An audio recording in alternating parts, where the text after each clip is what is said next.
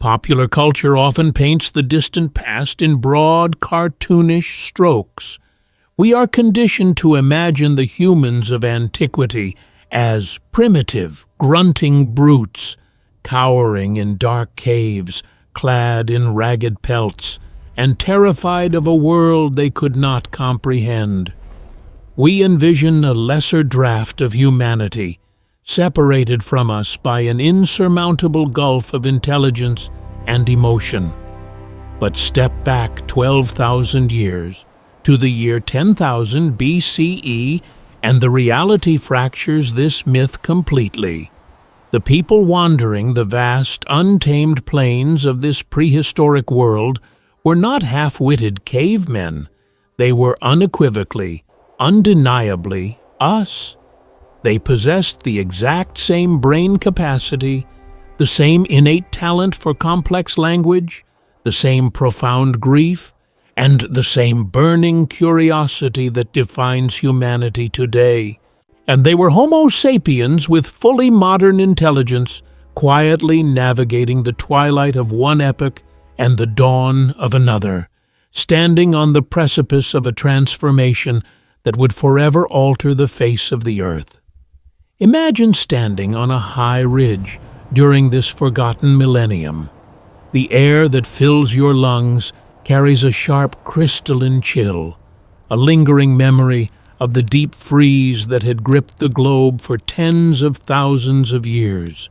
Yet, beneath the biting wind, there is the faint, unmistakable scent of damp earth and thawing ice. The planet is caught in a grand planetary exhalation. It is the end of the Pleistocene epoch, the Great Ice Age, and the slow, turbulent birth of the Holocene. For millennia, gargantuan sheets of ice, some miles thick, had smothered the northern hemisphere, locking much of the Earth's water in frozen fortresses across what we now call North America and Europe. But as global temperatures steadily rise, these colossal glaciers are weeping.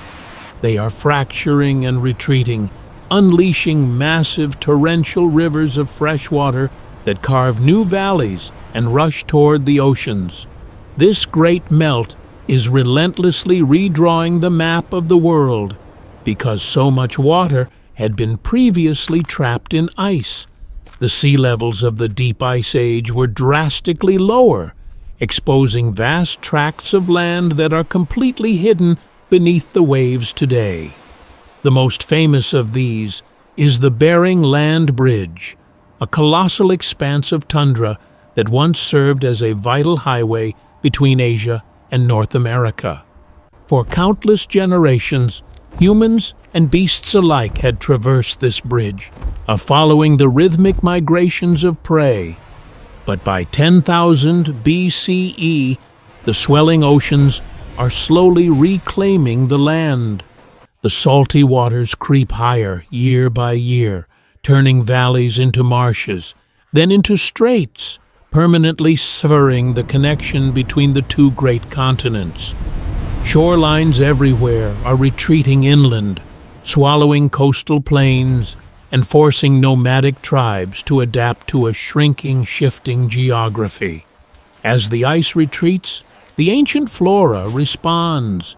The endless, frigid grasslands known as the Mammoth Steppe, which had dominated the northern latitudes, begin to shrink.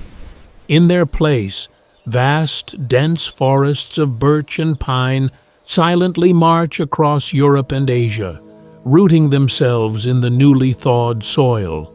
This dramatic environmental upheaval dictates the fate of the titans that wander the earth. So the animal kingdom of 10,000 BCE is a menagerie of breathtaking giants, collectively known as megafauna. If you were to walk through the frosty grasses of Eurasia or North America, you would feel the rhythmic, earth-shuddering footfalls of the woolly mammoth. These massive relatives of the modern elephant, cloaked in thick, shaggy hair and wielding spiraling tusks, navigate the cold plains in search of dwindling vegetation. In the shadows of the Americas, the formidable Smilodon, the saber-toothed tiger, stalks giant ground sloths and prehistoric bison, its breath pluming in the cold air. Yet this is a world of ghosts in the making. The megafauna are living on borrowed time, a fatal combination of a rapidly shifting climate, which is destroying their open grassland habitats, and the relentless, cunning pressure of human hunters is driving these magnificent beasts toward extinction. While some isolated pockets of mammoths will cling to existence for a few more millennia, the golden age of the ice giants is drawing to a close. As they fade, the ancestors of the animals we recognize today, wolves, deer, and wild horses, adapt and flourish in the spreading, sun-dappled woodlands. Amidst this shifting tapestry of flora and fauna, the human presence remains incredibly sparse. Across the entire globe, there are perhaps only 4 to 5 million people, roughly the population of a single modern mid-sized city, scattered across the immensity of Africa, Europe, Asia, Australia, and the Americas. There are no sprawling cities, no carved stone temples, no paved roads, and no written histories. Instead, humanity exists in intimate, or tightly knit bands of a few dozen individuals. They are nomadic hunter-gatherers, masters of their environment, who move with the seasons, reading the wind, the stars, and the tracks in the mud with absolute fluency.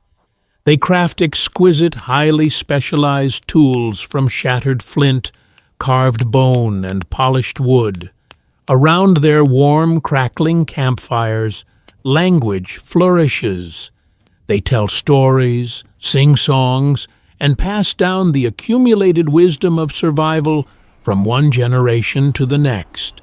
In the flickering firelight of these ancient encampments, you would also see the glowing eyes of humanity's oldest ally. The domestication of the dog is already well underway, a partnership forged thousands of years prior.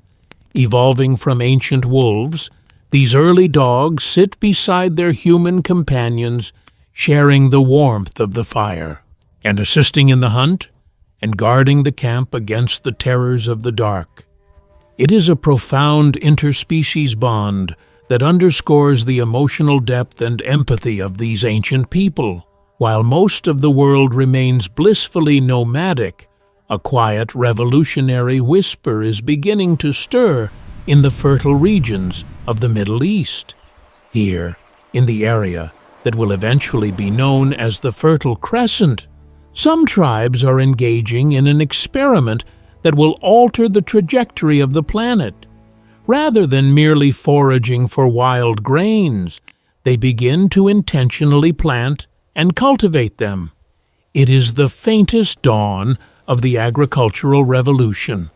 This seemingly simple act of dropping a seed into the soil and waiting for it to grow will eventually anchor humanity to the land, paving the way for villages, kingdoms, empires, and the modern civilization we know today. The world of 10,000 BCE was an Earth caught in the beautiful, chaotic throes of reinvention. It was a quieter, wilder planet, largely untouched by the heavy hand of industry, yet vibrating with the energy of imminent change. The retreating ice and the advancing forests set the stage for humanity to step out of the deep prehistoric shadows. When we look back at this fragile moment in time, we do not see primitive brutes bumbling through the dark. We see our direct ancestors, equipped with brilliant minds and unbroken spirits, masterfully navigating the collapse of the Ice Age and planting the very first vital seeds of the modern world.